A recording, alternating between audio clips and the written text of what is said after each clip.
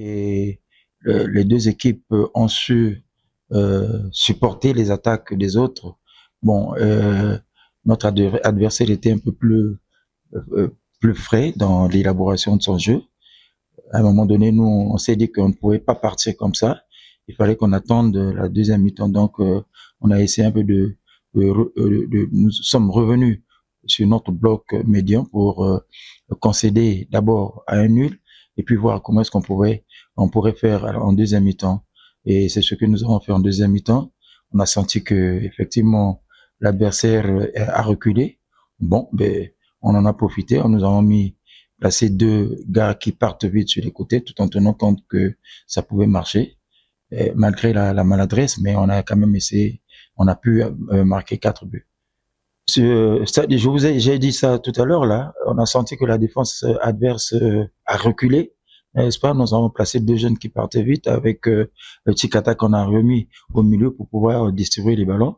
Donc c'est ce que nous avons fait, tout en sachant que Chikata également c'est quelqu'un qui fignole, donc il a pu faire ce que nous avons demandé en donnant les ballons sur les côtés, et puis c'est lui-même qui marque un but donc en plein axe. Donc c'est un peu sur ça, sur la vitesse, n'est-ce pas? Nous sommes appuyés sur la vitesse pour nous permettre d'obtenir ces buts-là. Bon, un match se joue pendant 90 minutes. Et l'adversaire vient également pour jouer. Ce qui veut dire que dans un match, il y a des temps forts et des temps faibles. Ça, quel que soit l'adversaire que vous avez en face, à un moment donné, il a quand même ce temps. Donc, je répète que c'est la répétition des matchs, mais maintenant, il faut faire tourner le groupe.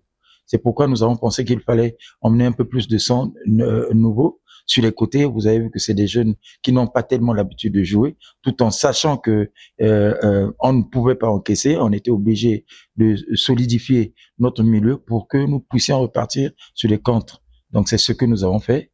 Oui, le DCMP joue par à coup maintenant, mais je dis non, parce qu'on a joué contre le Maniema, ce n'était pas ça, c'était du full.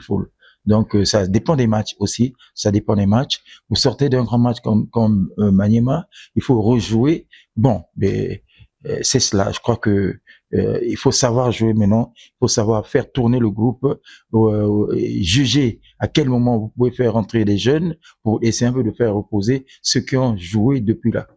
Bon, moi je ne vois pas. J'ai vu aider, j'ai vu le gardien sortir les ballons, n'est-ce pas? J'ai vu le gardien sortir 3 ou 4 balles de but comme ça. Bon, aider dans ce sens-là, je ne sais pas. Ça, c'est vous qui pensez comme ça. Moi, je sais seulement que on a tenté, on n'a pas pu marquer, et puis au finish, l'équipe adverse a fait quelques erreurs qui nous ont permis de marquer. Oui, mais oui, ça c'est, je vous dis franchement qu'on a un problème d'avant-centre. Tous nos avant-centres sont malades. Vous avez Obassi qui est malade, il est reparti sur Brazzaville. On a Kimwena également qui est blessé. Donc on a adapté. Donc ces derniers temps, Moussengo travaille comme avant-centre. Et je crois que sur le plan de la mobilité, il propose. Donc voilà, je crois que les jours à venir, il pourra même commencer pour qu'on demande, on laisse un peu Bing au repos aussi. Il a trop donné. Oui, c'est la peur d'encaisser. Nous nous sommes dit que si on part, on peut se faire découvrir derrière. Et on a risqué 2 ou 3. J'ai dit, bon, mais ça suffit.